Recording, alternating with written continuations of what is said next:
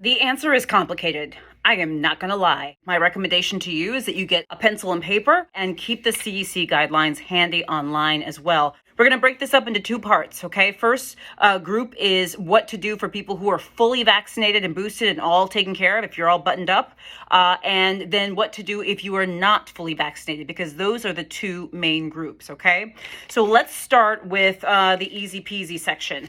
Basically, if you are fully vaccinated, and when I say fully vaccinated, that means you've gotten your primary series of vaccines, both doses of Moderna or Pfizer, you got one of J&J, and you got your booster for whatever primary vaccine you got your booster, and you got any additional shots if you needed them for being immunocompromised. Like when I say you got all the shots that you were supposed to get, you got them all.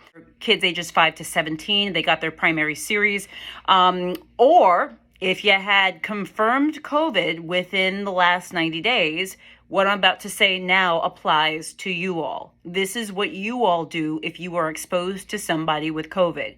Once again, gotten all your shots or you had confirmed COVID within 90 days. What you all need to do is you can still kind of go about your business, but you need to wear a mask when around others for 10 days from the date of your contact with someone with COVID.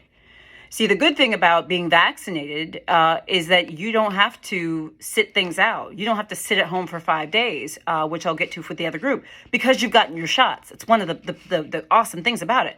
So if you've gotten all your shots or you had confirmed COVID within 90 days, you have to wear a mask for 10 days, but you can be out and about. This is 10 days from the date of contact with somebody who had COVID. You need to test after 5 days, though.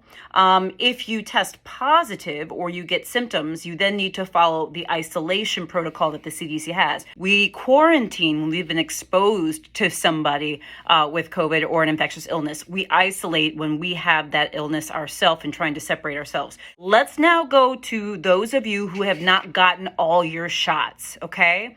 The second category is if you've not gotten all your COVID vaccines, boosters, and you've been exposed to somebody with COVID. This applies to those of you who just aren't vaccinated at all, those of you who didn't get all of your vaccines of the primary series, those of you who got, say, the primary series, but you didn't get a booster within the allotted time period, okay?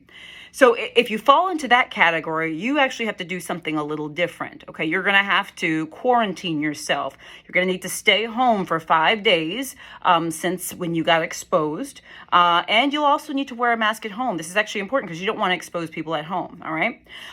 While you're at home, you'll want to watch for any symptoms that you may develop. If you get symptoms, you need to get tested immediately and you need to isolate yourself, okay? You're already quarantined, so you just kind of keep that going. But if you turn positive, then you need to follow the isolation guidelines. Once again, another path. Not going to go into that to confuse things, okay? So this is, again, people who are not fully vaccinated. You all have to stay home, okay? Wear a mask at home. Watch for symptoms. If you get symptoms, get tested and isolate. If you're positive, follow the isolation pathway. If you don't get symptoms, okay, test 5 days after your last close contact, all right?